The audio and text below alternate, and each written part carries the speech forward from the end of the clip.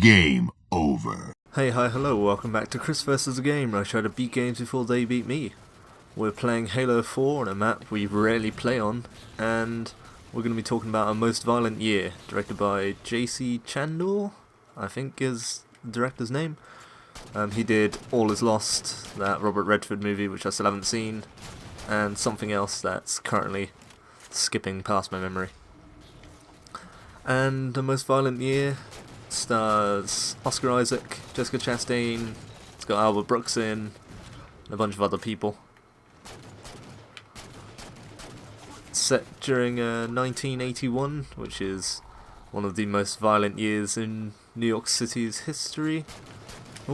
Ow. And this movie is very much about that whole history of violence that the city has, which is what one of the customers at the cinema said it was when they asked for a ticket. They were like, "A history of violence, please." I'm like, oh, that movie that came out a few years back with Viggo Mortensen and Maria Bello, that actress I don't like in, but it's a good David Cronenberg movie. But this is going off topic. Anyway, yeah, so, A Most Violent Year. It's like a really good, really dull and boring sort of subject matter in a film. Like, the violence in it is great, and the whole tension and the way it's directed is fantastic, but it just didn't hold my attention as it could have. It feels very much like a mob crime movie mixed with There Will Be Blood, because it's very oil related. Heating oil, not like crude oil, but still it's very dry and dull because you're just trying to pay attention, but it's all about Oscar Isaac's want to have this business, because he's grown it as an immigrant to New York City and to America, and he used to be like one of the van drivers that in this movie get preyed on a lot by people just stealing their oil and selling it on, which is not good for business and not good for the situation that Oscar Isaac set up for himself. Like, he's recently bought a brand new property which will make him huge in the oil industry, but he's got like a contract on it which has him having like a week to try and put together all these funds. And I think the ad's a little bit misleading because it doesn't really follow the path of a year, more like a month, I guess. And like a lot of stuff happens in this month. Sorry.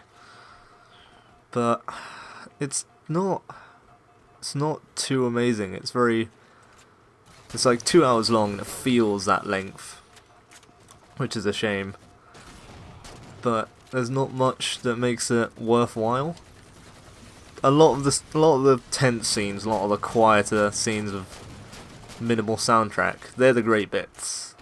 They're the bits where like you're on the edge of your seat, you're feeling a bit uneasy because you don't know if someone's just going to get shot in the head, or someone's going to crash their car, or something that you know like powerful and impactful and something worthy of the title of Most Violent Year is going to show up.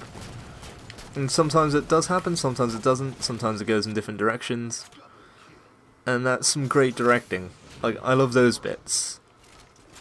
But as a story, as like a film, it's very dry and not to my tastes. It might be to some other people's tastes, but I just found it not surpassing much more than 3.5 stars for me. It's okay. The strength is in the directing, and the strength is in the performances, because Jessica Chastain, who still deserves that Academy Award more than Jennifer Lawrence. I'm sorry, Jennifer Lawrence fans, but she hasn't done anything that's truly amazed me just yet. And Oscar Isaac, who I hope does even more awesome things, whether that be Star Wars, or whether that be stuff like this, or The Two Faces of January and Ex Machina. Because all those movies, fantastic, great, brilliant, love them. Oh no, had no more ammo for that. but the script's lacking, the actual story, very boring. I keep repeating myself, but it's just not fantastic. It's alright. It's got some very powerful moments, very tense scenes. Wonderful directing on that part from Chandor. I still haven't seen All Is Lost, which seems a bit more interesting in the premise and how it's all played out.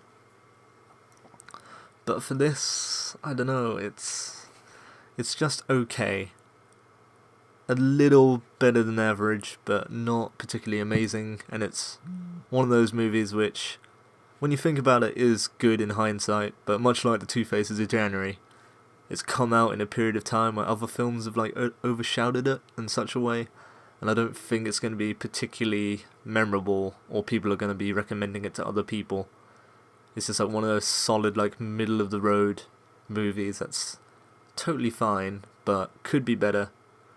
Could have had like a better story towards it.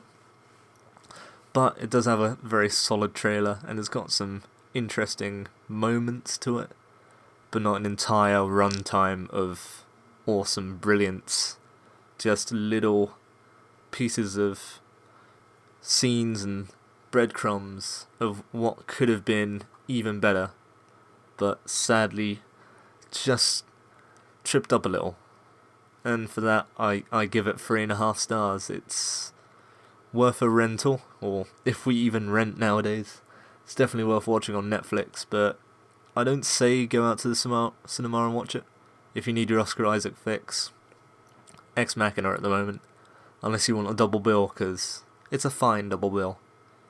And anything with Jessica Chastain I recommend anyway, because she's brilliant, and she's attractive, but that's a completely separate point. Anyway, that's been Movie Deathmatch Beatdown for today. I'll catch you next time.